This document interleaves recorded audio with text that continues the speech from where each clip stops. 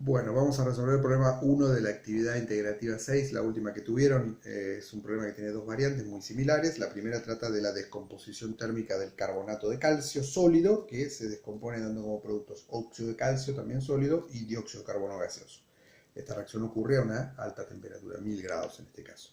La primera pregunta era el delta S de la reacción, el cambio de entropía de la reacción. ¿Qué podemos decir? Bueno, podemos decir que va a ser positivo. ¿Por qué? Bueno, recordemos que la entropía la asociamos al grado de desorden a nivel molecular, ¿no? Más desorden, más entropía. Y veamos que esta reacción partimos de un sólido y obtenemos como producto otro sólido y un gas. Los gases son sustancias de alta entropía, en gran desorden molecular. Entonces, una reacción que tiene una generación neta de gas es una reacción que tiene un delta S positivo, un cambio de entropía positivo. Ese es el cambio de entropía del sistema. Algunos se les fue la mano y ya dijeron que por eso era espontánea, porque el delta S era positivo. No, no es así. Si vamos a tomar la entropía, el cambio de entropía como criterio de espontaneidad, tenemos que mirar el cambio de entropía del universo, o sea, el del sistema más el de los alrededores. Acá estamos mirando nada más que el cambio de entropía del sistema. Esto no alcanza para decir que el proceso va a ser espontáneo.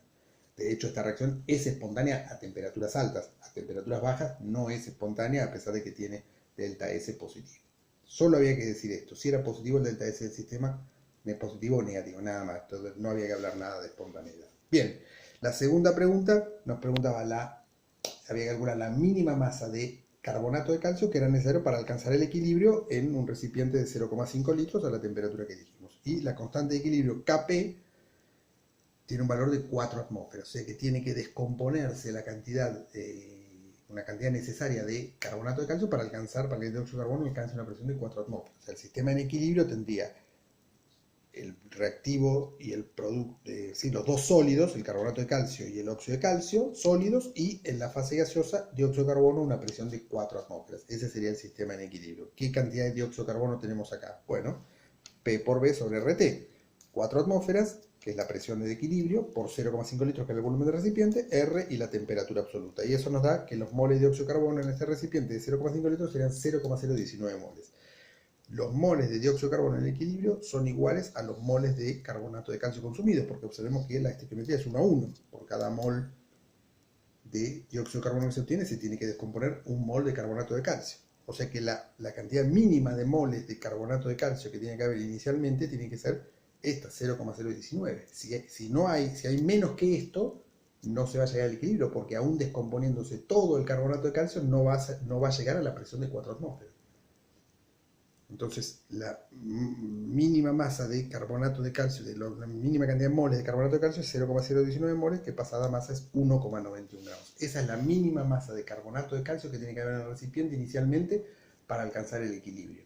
Si hay menos que eso, no se va a alcanzar el equilibrio porque aún descomponiéndose todo, no se va a llegar el dióxido de carbono a una presión de 4 atmósferas.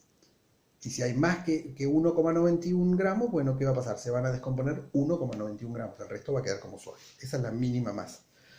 Y la última pregunta nos dice, ¿qué pasa si aumentamos el volumen del recipiente? Bueno, al aumentar el volumen del recipiente va a disminuir la presión del dióxido de carbono. Ya no va a ser de 4 atmósferas, o sea que ya el sistema no va a estar en equilibrio. El sistema está en equilibrio cuando la presión de dióxido de carbono es 4 atmósferas. Si la presión de dióxido de carbono es menor, no va a estar en equilibrio. Para restablecer el equilibrio tiene que generar más dióxido de carbono. Tiene que ir de reactivos a productos. Generar más dióxido de carbono para volver a una presión de 4 atmósferas y de esa manera alcanzar nuevamente el equilibrio. Bueno, la segunda variante del problema era, en la que le tocó a otros, era un problema parecido, pero era la descomposición térmica del sulfito de bario, un sólido también que se descompone dando como productos óxido de bario sólido y dióxido de azufre gaseoso, también a una temperatura alta de 880.